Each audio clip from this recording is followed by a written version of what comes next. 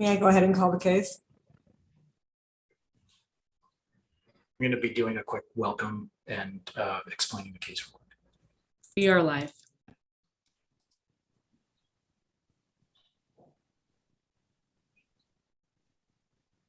Welcome to the final round of the 2022 Moot Court Intramural competition. My name is Nuccio Patti, and I have had the privilege of serving as chair of this year's Moot Court program. It is our immense honor to introduce our esteemed panel of judges today. Justice Goodwin H. Liu of the California State Supreme Court, Justice Reeves Kistler of the Oregon Supreme Court, Vice Justice Ann Scott Timmer of the Arizona Supreme Court, and Justice Sabrina S. McKenna of the Hawaii Supreme Court.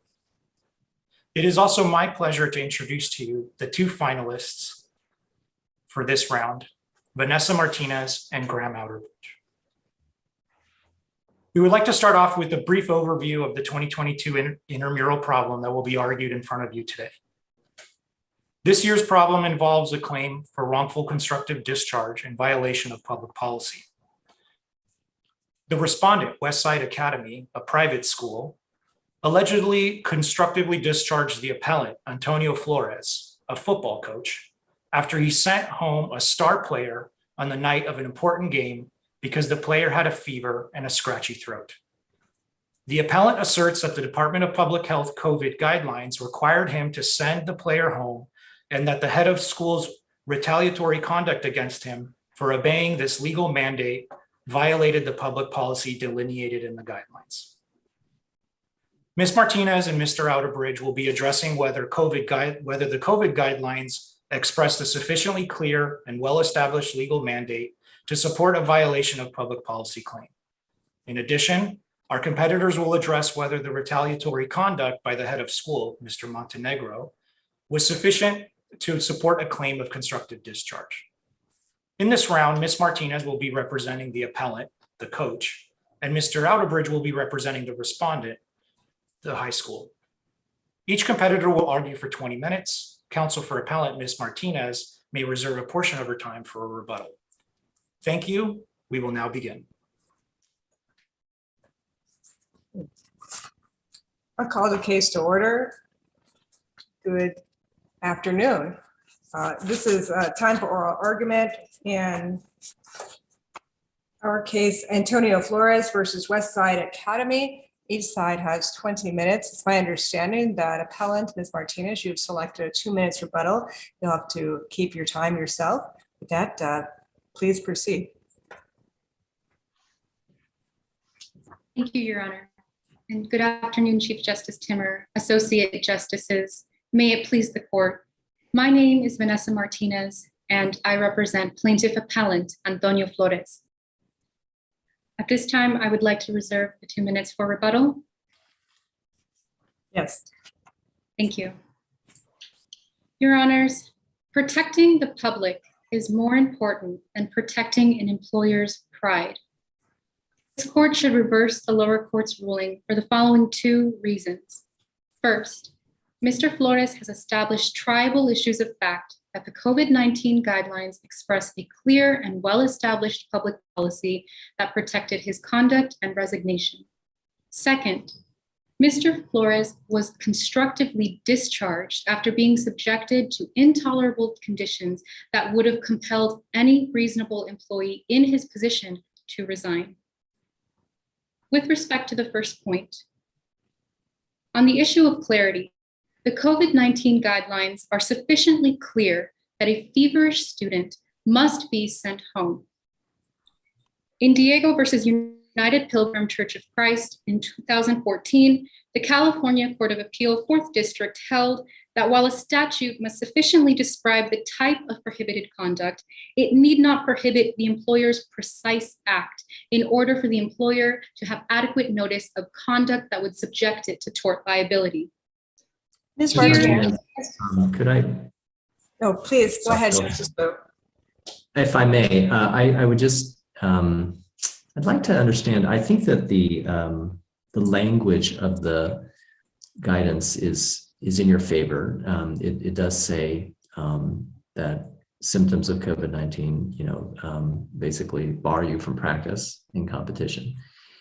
I want to begin though with the legal status of this guidance. Why is it called a guidance, and what is your understanding of its legal status? Is this akin to a regulation? Is it a piece of advice? Is it binding on anybody? What is your understanding of the document? Thank you, Your Honor. This document does constitute a regulation, but a regulation can be the basis for a public policy claim like plaintiff brings forward today.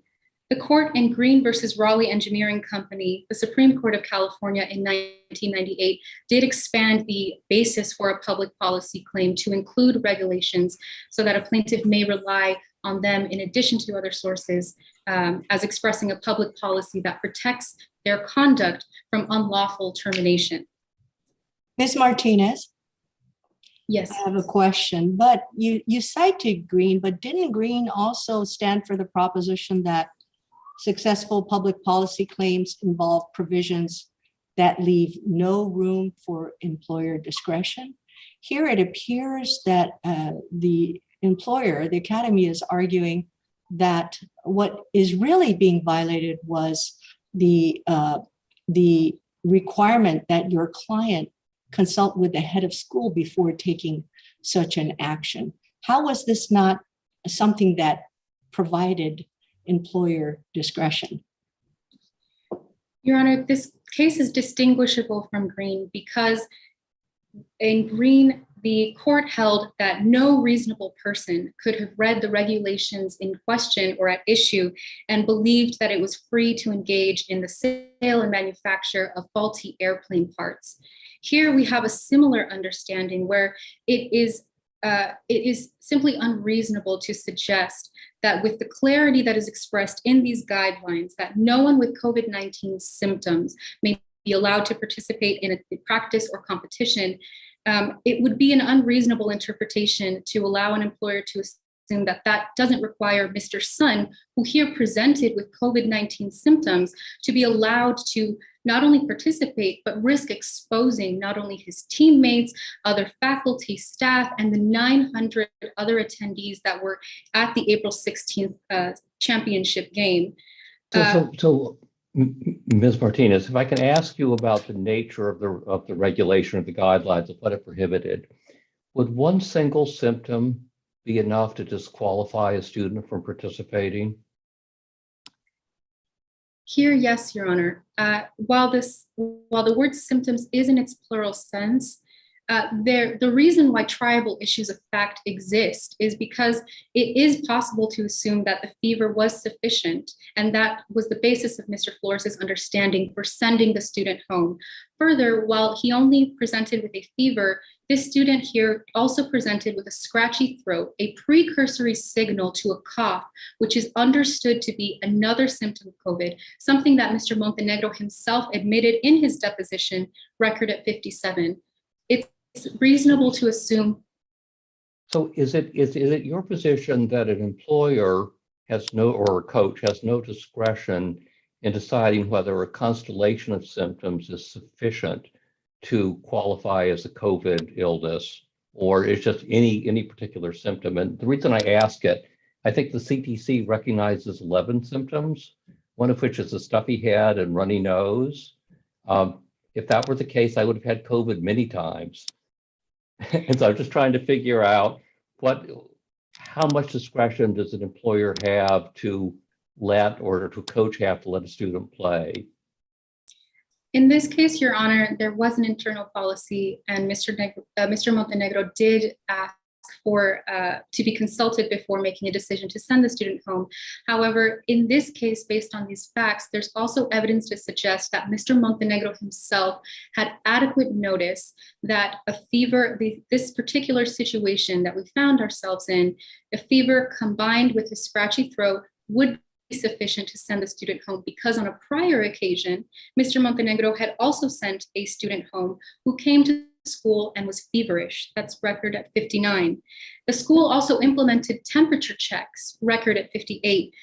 All of this would suggest that Mr. Montenegro, as the employer on the facts of this case, it would be reasonable to assume that he had adequate notice of what was expected or the clarity that was expressed in these guidelines and what was sufficient in order to send the student home.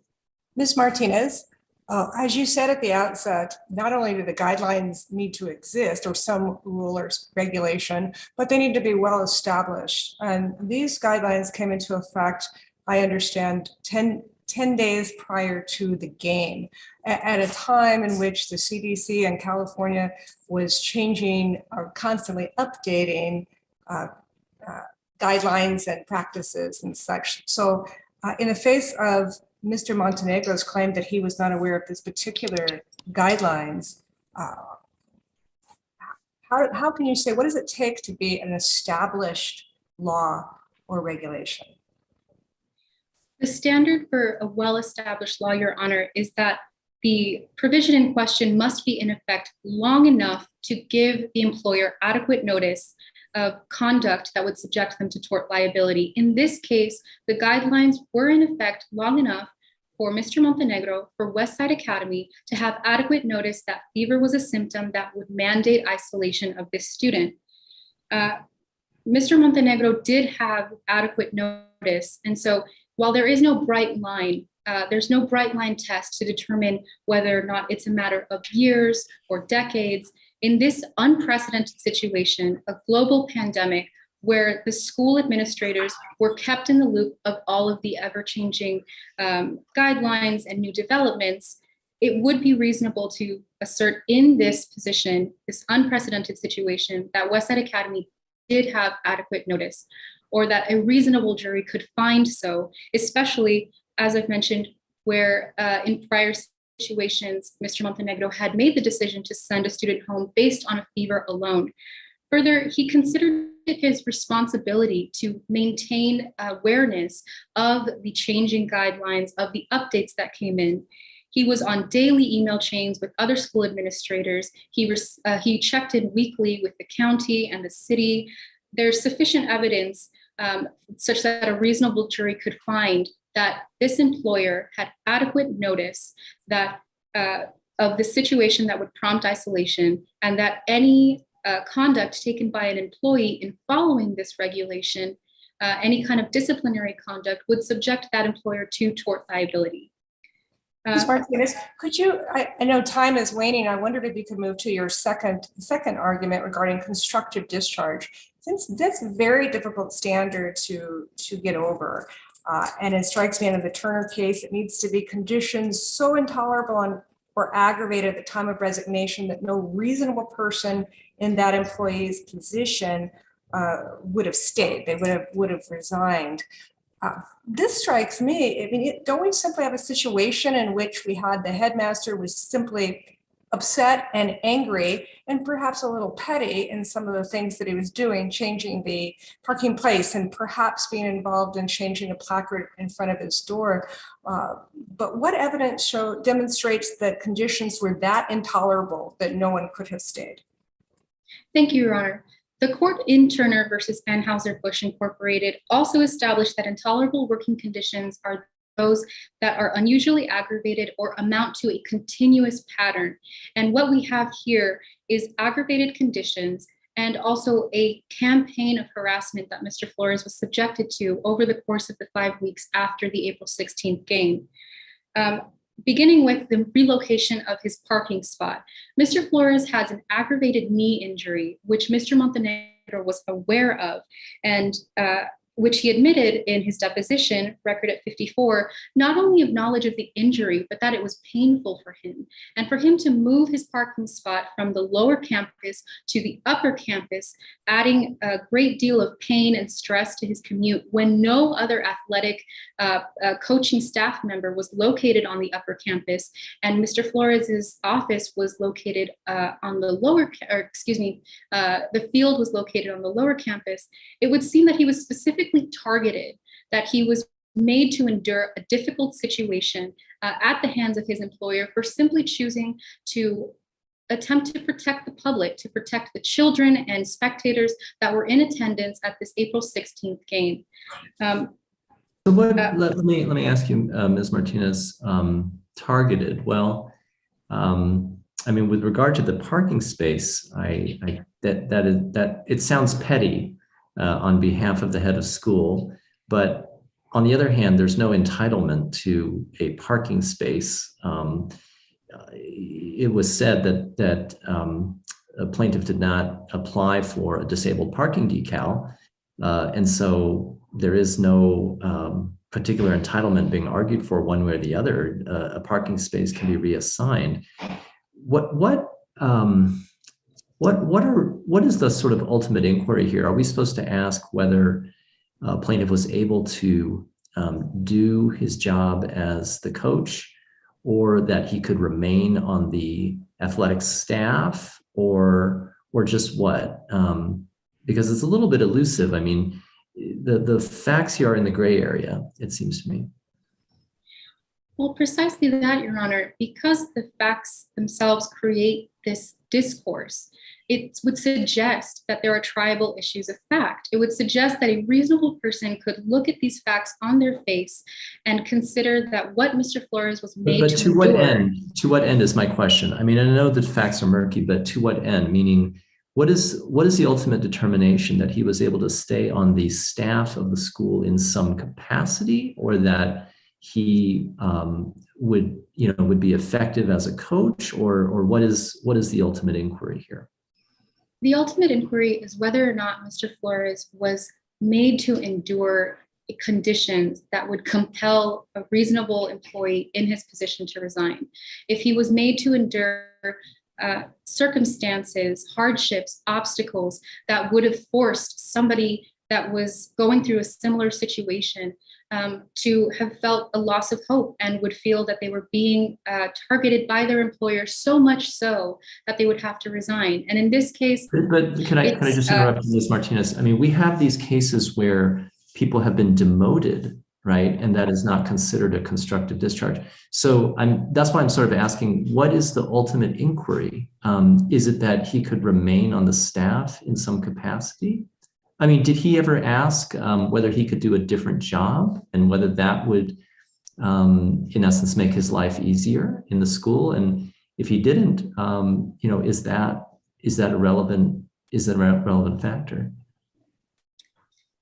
He did not, Your Honor, with respect to your first question, look into any kind of alternative placements or roles. But he was also encouraged by different West Side agents in the sense that he didn't need to, because they affirmed his position to a certain extent, while at the same time, he was being subjected to very harsh conditions by his ultimate supervisor, Mr. Montenegro.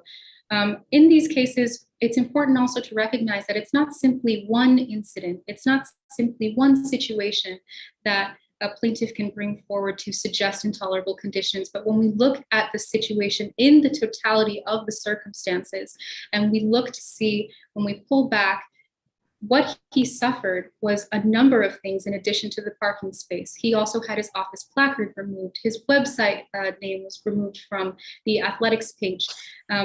There were a number of things that not only was he subject to those conditions as well, but specifically, Mr. Montenegro would interrupt other coaches' meetings, would humiliate him, embarrass him. And so we don't just have an instance where maybe there was emotions that ran high on the April 16th game, but there was a calm and calculated method that Mr. Montenegro employed after that time and after that situation that would prompt Mr. Flores to feel as though his situation was hopeless, that he was compelled and forced to take the very hard decision of resigning. And in such cases where an employee feels that coercion, is compelled to resign, his resignation isn't simply one that's voluntary. It becomes one that rises to the level of a constructive discharge in the eyes of the law, and therefore would be the basis of his claim today. And it's reasonable for a jury to hear these facts, listen to what he endured, and see that we have a person who was trying to do the right thing, trying to protect children people from a highly transmissible, deadly virus that we have all come to see the devastating effects of, and then is subjected to unfair punishment at the hands of his employer. And it simply sets a troubling policy precedent to suggest that because one might disagree with their employer while trying to do the right thing, that his conduct would not be protected, as was expressed here in the law of in the guidelines. So let me ask you for a second. Can the jury only think about how a person in Mr. Flores' position would perceive these acts, or can they also draw an inference about the employer's intent from things like bargaining with a new coach while all this is going on? Certainly, Your Honor. The jury may also look as to whether or not Westside intentionally created or knowingly permitted these conditions to continue. And in this case, we do have such evidence, as you've mentioned, Your Honor, where where Mr. Montenegro entered into negotiations with another candidate well before Mr. Flores ultimately took the decision to resign. It would suggest an intent on his part to create these conditions that would force out someone that he didn't like, that he didn't agree with, and simply for the reason that that person chose to do the right thing in a very harsh moment. It's reasonable for a jury to look at the situation, find for Mr. Flores, and for that reason alone, because there are triable issues of fact, we should reverse the lower court's ruling. Thank you. Thank you, Ms. Martinez. Mr. Outerbridge. Thank you, Your Honor. Good afternoon, Chief Justice Timmer, Associate Justices, and may it please the court. My name is Graham Outerbridge, and I represent the respondent, Westside Academy. Your Honors, constructive discharge requires intolerable conditions, not mere workplace disputes. And wrongful termination of public policy requires a policy that is both well-established and clear, not discretionary guidance that encourages and suggests. During my time before the court, Your Honors, I will argue that summary judgment should be affirmed because triable issues of fact do not exist on either element of Coach Flores's claim for wrongful constructive discharge in violation of a public policy. I will address two reasons why this is the case. First, the conduct Coach Flores experienced did not rise to the aggravated level necessary to be considered intolerable. And second, the April 6 California Department of Public Health guidelines were neither well-established nor clear, and therefore cannot support a Tammany claim. On my first point, Your Honor, constructive discharge. Now, as Appellant's counsel stated, the California Supreme Court in 1994 in Turner versus Anheuser-Busch gave us the constructive discharge test. Important to remember that the intolerable conditions must be unusually aggravated or amount to a continuous pattern such that a reasonable employee is coerced to resign and the employer failing to remedy those exact conditions. Mr. Outerbridge, why isn't that a question of fact here in light of the record and some of the evidence of certainly, as my colleague said, perhaps petty attacks on the coach? Why don't we leave this to the jury? Well, Your Honor, that's a wonderful point. And to use your word, these are petty, they are unfortunate, but they simply don't rise to the aggravated nature. And what we would be doing by allowing a jury to decide this is potentially lowering the standard. And further, Your Honor, with regards to the conduct that Appellant's counsel discussed, many of those bits of action were in fact remedied. Your Honor, if we look at the— So let me ask you for a second, what more would an employer have to do besides demeaning someone, taking their parking space, taking their office, taking their title, and disrespecting them in front of the players and the other coaches to at least present a triable issue of fact for the jury? Your Honor, that's a great question. And I would turn to Thompson versus Tracor Flight Systems Incorporated, a California Court of Appeals decision from 2001, where the court held that while not ordinarily encouraged, employers have the right to unfairly and harshly criticize their employees, to embarrass them in front of their colleagues, and to threaten to terminate them or demote them. And further, Your Honor, with regards to Thompson, the employee in Thompson suffered 3 months of horrific treatment at the hands of her employer, which included racist and misogynistic treatment, which we simply don't have in this case. Additionally, Your Honor, the treatment in Thompson was completely unremedied. Now, Your Honor, with regards to remedy, if we look in 2009, the California Court of Appeals in Scotch versus the Art Institute of California held that when an employer offers remedies and the employee refuses to avail themselves of those remedies, the employee cannot claim those resulting conditions as intolerable to support a constructive discharge. And here, Your Honor, Mr. Montenegro testified that Westside Academy employed a shuttle that was available to disabled employees to be used at their request. And further, Your Honor, Coach Flores testified that he had reached out to his immediate supervisor, Jordana Williams, who informed him if he just applied for a disability placard on his car, the school would have no choice but to move his parking spot. And further on from that, Mr. Montenegro testified that all the handicap spots were located nearest to the office or main area of work of whoever was applying for them. That stands to reason, Your Honor, that Coach Flores could have maintained his parking spot in the lower level had he taken a very remedial step.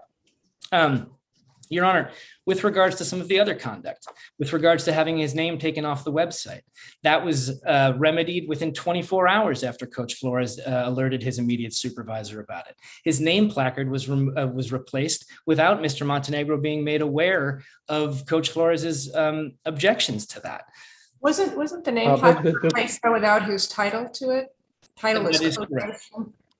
That is correct, Your Honor, yes. Is any of that taking away the title and removing his name from the website, which I recall he claims prevents him from being able to adequately recruit players into his school? Couldn't that be a purposeful interference with his ability to successfully perform his job duties, which at least the Brom case said that too can be a form of constructive discharge? That's a good point, Your Honor. However, here, Coach Flores's duties after the season had ended went no further other than having a weekly coaches meeting and occasionally recruiting players, which is true. However, 24 hours being off the website doesn't necessarily present a triable issue that would influence his ability to do his job unless we had evidence of a particular recruit saying, you know, I looked on the website and I didn't see Coach Flores's name anywhere, so I wasn't sure who to reach out to. And again, Your Honor, I will go back to it. While petty, while unfortunate, these simply don't rise to the level of aggravation required. Now, Associate Justice Kistler mentioned Brom. In Brom versus the California Highway Patrol, the California Court of Appeals in 2020, they held that intolerable conditions were created when, due to his sexual orientation, a police officer was denied backup on a daily basis, putting his life in danger every time he took a call in the field, and further was constantly subjected to derogatory comments and harassment. Now, that case goes well beyond a workplace dispute. Your Honor, going back to Turner, the Turner Court also held that an employee must not be unreasonably sensitive to his or her working environment, that every job has its frustrations, its challenges, and its disappointments. An employee is not guaranteed a stress-free work environment. Your Honor. Mr. Outerbridge, could I ask a similar question to what I asked your friend on the other side? So in this case, Mr. Flores served as a football coach, right? And I think it's fair to say that the record shows that Mr. Montenegro pretty much humiliated him in that role as a result of that game and his decision. Is it fair to say that he could no longer be effective in the role of the football coach? Your Honor, I take your point. However, I would submit that Coach Flores was a coach at a top-tier football program at a school which was known for athletic prowess, was known for sending students to Division I programs. To be a coach at the school required NFL experience, either on the playing level or the coaching level, which already puts Coach Flores among the very top tier of people that could work at Westside Academy. And therefore, doesn't that hurt your case? I mean, that's exactly the point, which is that he's very, very qualified for this particular role. And having been undermined in that role, it's not like there's some other job for him at the institution. So the one job that he is fit for, he's been undermined in. Absolutely, Your Honor. And I would go back to Turner and state that no employee is guaranteed a work environment free of stress. And while Mr. Montenegro's conduct was unfortunate, disagreements between employers and employees happen every day across corporations all across the country. And that's simply what we have here, Your Honor. While he was undermined, again, going back to Thompson, it does state that employers are allowed to employ some of those tactics so long as it doesn't accumulate to a continuous pattern, which is exactly what we have here. So what do you envision? I mean, if you prevail right here, what do you envision Mr. Flores going on to do? That he should just show up to work as usual day after day and coach the football team and until told otherwise? Is that what he should do? Well, that's a fantastic point, Your Honor, and I would state that with regards to the Turner test states that the resignation must be coerced, not one rational option. And if we look at Coach Flores right now, he's secured a job with a nearly equivalent salary, while one step down from being the head coach. It is at a very good program, and this suggests that this resignation on his part was a strategic and voluntary one that he made after deliberating on the matter and realizing that the hiring cycle was starting soon, and that he needed to do that to move on to apply to new jobs. That suggests a voluntary decision. It doesn't suggest a coercion, Your Honor. Your Honors, turning to my second point on public policy. The California Labor Code, Section 2922, grants employers the right to terminate their employees at will. And the only exception to that rule, Your Honor, comes from the California Supreme Court in the 1980 decision of Tammany versus Atlantic Richfield Company. Now, it's important to remember that the Tammany claim is an exception. It is not the rule. It is by design difficult to satisfy to maintain an employer's ability to run their business as they see fit. Now, Your Honors, the court in Tammany courts have held that despite the broad acceptance of the Tammany exception, the difficulty lies in drawing a line between claims that genuinely concern public policy and those that concern mere employer-employee disputes. And the public policy in question must be sufficiently clear and well established to provide the basis for so potent a remedy. And speaking on clarity, Your Honor. And on that, let me ask you, why isn't it sufficiently clear if the guideline says no one with COVID systems is allowed to participate in athletic activities? Absolutely, Your Honor. And for that, I'd love to turn to Jersey versus John Muir Medical Center, a California Court of Appeals decision from 2002. And the court there held that it must be clear from the provision itself that employers are not free to disregard or limit that policy. Your Honor, we don't have that here. And why not? Good, absolutely, Your Honor. There is no provision within these guidelines that states that employers in California are bound by tort liability to abide by the California Department of Public Health guidelines. And further, Your Honor, going to Jersey, it states that in the absence of a precise written policy to which the employer is bound, the employer is free to consider the particular circumstances of the situation at hand in determining how to proceed with an employee. Your Honor, the language in the California Department of Public Health guidelines is discretionary. It is not mandatory. In fact, on page 4. So the phrase "no one is permitted" is discretionary.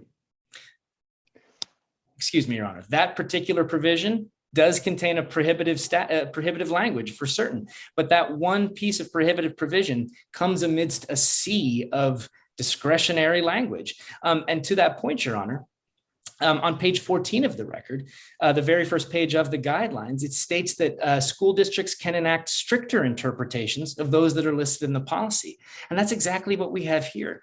Westside Academy enacted a stricter interpretation of these guidelines where they vested the power to send home a student with one individual, Chris Montenegro. Further, Your Honor, Coach Flores stated he knew this was the case on page 35 of the record. And on page 62 of the record, Mr. Montenegro testified that the school tells all new hires about this policy, and they repeat the policy when relevant.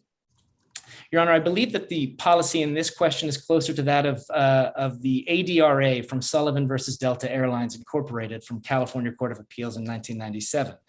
And there, Your Honors, the Alcohol and Drug Rehabilitation Act was found not to be able to support a tortious claim because it does not clearly prohibit any specific employer conduct. And further, Where a provision contains conflicting policies, it cannot be held up as clear because it does not give an employer adequate notice of prohibited conduct. So two fast questions. My memory of Sullivan, was it focused on the significance of alcohol and drug rehabilitation policies compared to other things that have been held to be public policies that will support a wrongful discharge claim? So I'm not quite sure, and actually, but there's a holding on the point you're relying on. The second question, and it's escaping my, it was in response to the other thing you said. What did you say after your reliance on Sullivan? I said that the court in Sullivan found that where a provision contains conflicting policies, it cannot be held up as clear. Okay, and so I apologize for hitting you two questions simultaneously, but I wondered whether, and this was something that Ms. Martinez said, that the pattern and history of the way that this particular provision had been enforced was sufficient to give clarity, even if there might be some inherent discretion or vagueness in the application of the policy. And if you take the second point first. With regards to inherent clarity within the policy. Well, can you rely on a pattern and practice of implementation to remove some sense of perhaps internal vagueness in a policy or vagueness in its application? I understand. So you're referring to the school sending home a feverish student prior to. Yeah. Understood, Your Honor. Absolutely. I would suggest that sending home took place prior to these guidelines becoming, being sent out to all Californians. And further, Your Honor, to Chief Justice Timmer's point, throughout this pandemic, things have been changing. Things have been changing quickly. We've been learning new things with regards to this virus every single day. We've been learning how to best protect ourselves. We went from no masks to masks, no masks, back to masks again. We've done social distancing. We've done quite a lot of things in order to mitigate this virus. So to me, sending home a feverish student does suggest that Mr. Montenegro was taking precautions with regards to his students. However, Your Honor, I think that this is a different situation and one that speaks to the unwritten policy within the school to notify Mr. Montenegro with regards to students being sent home. And if I could speak a little bit to the inherent vagueness of the policy, there is discretionary language littered throughout. Your Honors, it says that the guidelines encourage, it asks Californians to consider certain actions. It says take certain steps as tolerated, but then also uses terms like required, must be adhered to, no one permitted. This seems to suggest contravening goals where we have generality on one side and specificity on the other, which makes it very difficult for an employer to understand their obligations with regards to any tort liability, which, as the court in Jersey stated, is a potent remedy. Counsel, if we rule against you on the issue of this being a clearly established guideline, in terms of the language being clear, no one is permitted. Does the appellate win? In other words, I'm asking you to address the 10-day time frame issue. Does this become, if we rule against you otherwise, I think it's important for you to address the 10-day issue. So please address that issue. Thank you very much. And I'd love to turn to well-established on that point, Your Honor. As Appellant's counsel stated, courts have held that for a policy to be considered well-established, it must have been enumerated in a statute or a regulation long enough for an employer to have adequate notice of their obligations with regards to the policy. Your Honors, in this case, 10 days is simply not enough. If we look at Scott versus Phoenix Schools Incorporated, California Court of Appeals decision from 2009, they held there that a policy regarding mandatory student-teacher classroom ratios was well established because it had been in effect for over 20 years. Further, Your Honor, even if we look on the more modest end of the scale, Nelson versus United Technologies, a Court of Appeals decision from 1999, they held that the CFRA was well established because it had been in effect for 4 years at the time of the discharge. But why is adequate notice not an issue of fact, a triable issue? Isn't adequate dependent on the circumstances? Here we're dealing with a highly transmissible disease. Absolutely, Your Honor. It does depend on the circumstances. And as Appellant's counsel stated on page 56 of the record, it states how much Mr. Montenegro was doing with regards to checking county and city guidelines, checking with local and national guidelines, participating on a daily email chain. And I believe that speaks to just how unclear and how unwell established this policy was. It was that difficult for Mr. Montenegro to understand what his obligations were with regards to this policy. And ultimately, Your Honor, the point of the well-established and clarity part of finding a Tammany exception is that employers have adequate notice of what their obligations are with regards to tort liability and their employees. I'm just curious, does the record reflect whether or not does the record reflect whether Mr. Montenegro indicated if he had been consulted, he would have allowed Mr. Sun, the quarterback, to play? The record is silent on that matter, Your Honor, and I think that's an important point to bring up, because there's no suggestion that Mr. Montenegro would not have sent Mr. Sun home. There was no suggestion from Mr. Montenegro that he was going to force Mr. Sun to play. It's simply about the idea of communicating with Mr. Montenegro as the unwritten oral policy of the school is. Can't we infer that he would have let him play just by calling the coach immediately? Are you an idiot? Well, are you crazy? All of those things. I think it's pretty well that he was, would have said, no, you don't have to go home.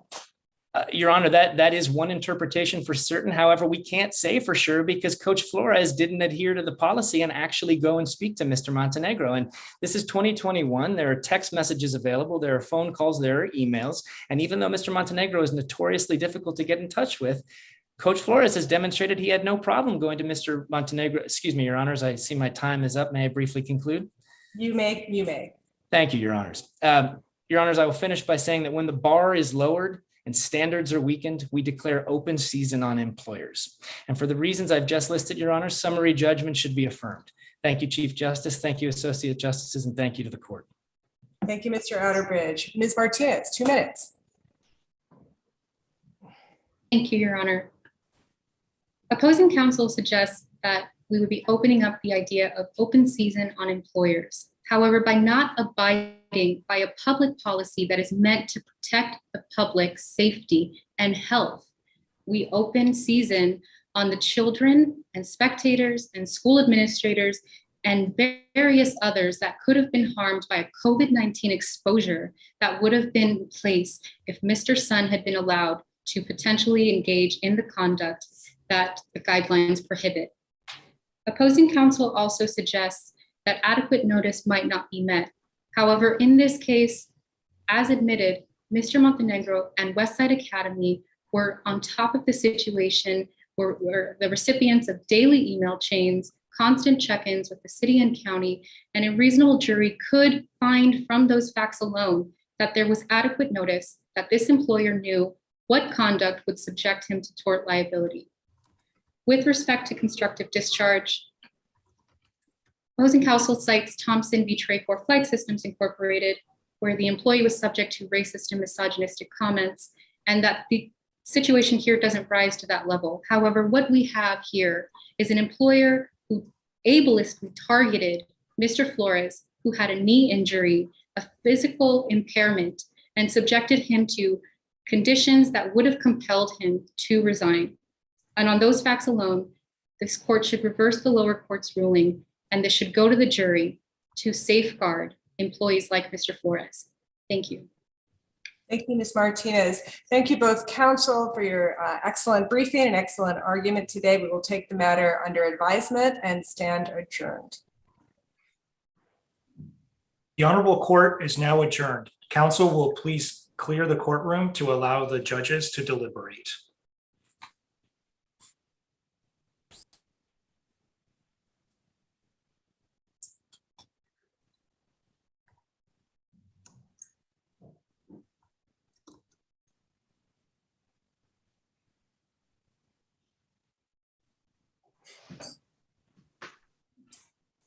Okay, are we, I guess we're clear. It's just the 5 of us, correct? It says we're being invited to Oh. join the judge's room. Okay. See you there. Oh, I see. Got it. Wait.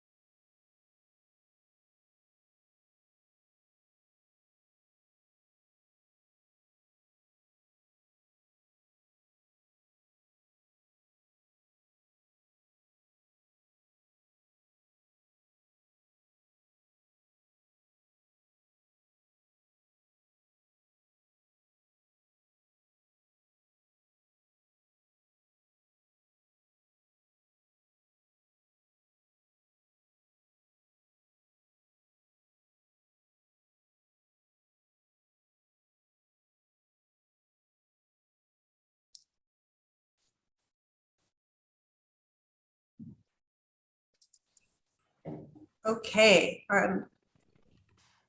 Ms. Yo, may I start up then? We are waiting for the competitors. Okay. Thank you. Well, then I won't start. I think I need a new filter. I swear I look like really red. Weird.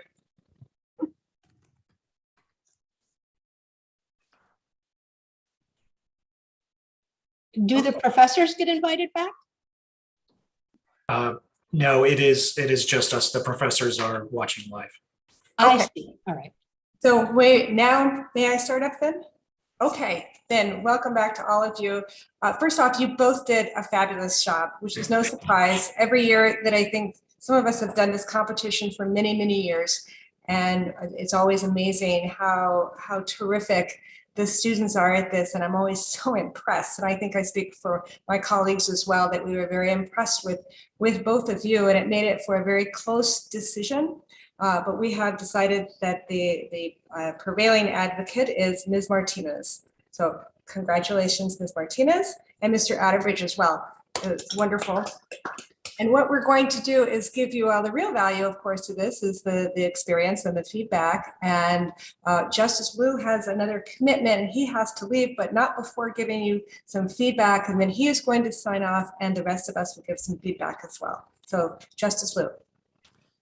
Thank you. I underscore what Justice Timmer said. I think that the two of you are just fantastic advocates, and I would be delighted to have either or both of you argue in my court. I know that you guys probably don't have the wherewithal to really appreciate this, but your level of advocacy is at least as good, if not better, than the average advocate that comes before our court. And I say that in all candor. So you have very, very promising futures ahead of you if this is what you decide to do. So congratulations. Interesting problem this year. I'll just make a few comments. I could go on and on about so many things that you all did right. And, I'll begin with Ms. Martinez. I thought you were incredibly poised and even tempered. You had a very nice kind of balanced way about your tone of voice, and you weren't rattled by any of the questions. You pivoted very well from every question to make your main points. My only suggestion to you would be that I think it's kind of inherent in the nature of the problem that you are arguing against summary judgment, so you're emphasizing the facts of this case. For my druthers, I could have heard a little bit more from you about law, just the marshaling of precedent in similar or at least analogous cases where there are factual disputes that might have been colorably analogous to this and would have helped your case. But it's not terribly unusual that given the hand you were dealt, that you argued more the facts of the case and just try to think about, its facts and law and where the balance lies. Mr. Outerbridge, I think you did the opposite extremely effectively, which is that I think in some ways, in my personal view, I think the facts weren't as great for you, but you argued, the cases very well, and you brought those to bear, and you also made excellent points about what the nature of this doctrine is and where it would lead, and I think that those are always the kinds of things that give courts pause, is that they don't want to stretch something too far because it will create more problems than it solves. So I think that was very effective from my point of view. I have only one style suggestion for you, which is, and I know it comes from a good place, but I would edit out of your presentation comments that complement the court on its questions. Because sometimes if you do that and you don't do that on certain questions, then the inference from silence is that that wasn't a good question. And also, the court being the judges don't need to be told that they're asking good questions. And so that's just a style point, that I think you might consider in the future. But as I said, I know it comes from a good place, and you achieved, I think, through that a very conversational style, which is exactly what you want to achieve as an advocate. So congratulations, really, to both of you for an excellent, excellent argument.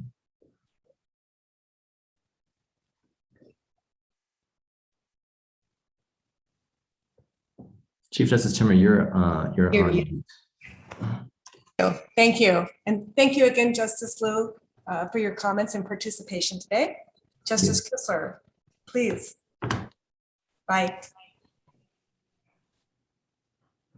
So Justice Kissler, go ahead and give any feedback you'd like to. Me, huh?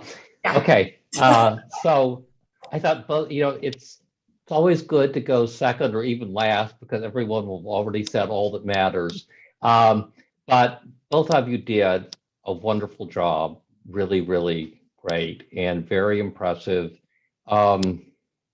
Also, I'd like to thank, just to mention, I thought Professor Turner's problem was really interesting. And one of the things that seemed difficult to me about it was it seemed there were a lot of sort of asides in many of the cases where they would say things like Sullivan and they'd never follow them up in terms of the holding.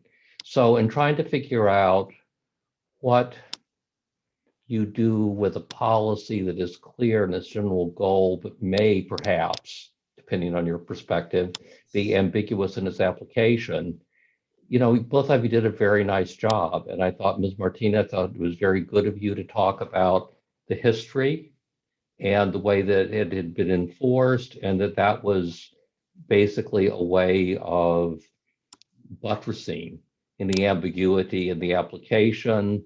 Mr. Outerbridge, I thought that it was, I thought you used the sort of the other terms in the policy very effectively. What I wasn't quite sure about, and I have to confess, there were headings in the policies, and I didn't know if you could pull things from one heading and stick them in the other. And sort of thing that I didn't know quite also was on the last heading, it says something like returning to sports after infection. And I thought, well, does that mean that what follows underneath that is only about people who've already been out because of an infection and they're trying to come back, as opposed to somebody who might be infected initially? But there were so many things about the policy that perhaps were unclear. And I thought both of you did a really good job on that. I mean, for me, at least on the constructive discharge, that's primarily factual. And it seemed to me personally that the defendant had a much harder argument to make that you kept us away from the jury. But again, I actually thought you did a very good job of trying to mount a defense. So you were to be congratulated for that, and Ms. Martinez is to be congratulated for knocking down your defense. But again, thank you so much for doing this, and Southwestern, thank you for having us. It's always a pleasure to be back here. Justice Timber, back to you. Thanks, back to me. All right, Justice McKenna. Thank you. And as Justice Kissler has said, it's by the time you're like the third or last person, a lot of things have been said. I join Justice Liu and Justice Kissler's comments. I thought both of you were excellent. I agree with Justice Liu. You are definitely at the level that you would be welcome to argue in our court.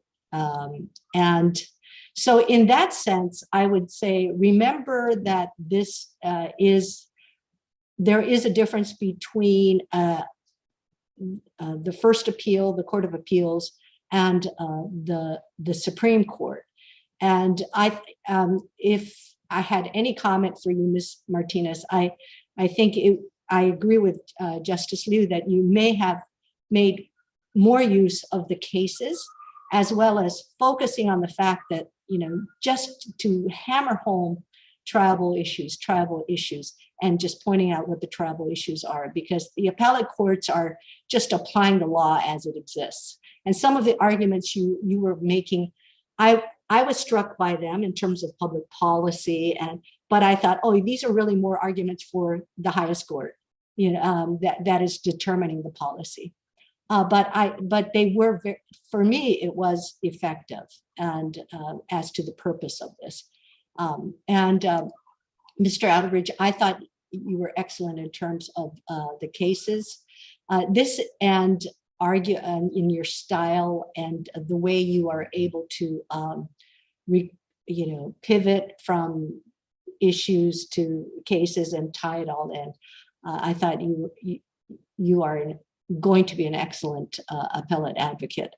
I agree with Justice Liu. It's not necessary to compliment us on our questions. We think we're asking good questions, but in any event, both of you were excellent. I encourage you to continue in your paths as litigators.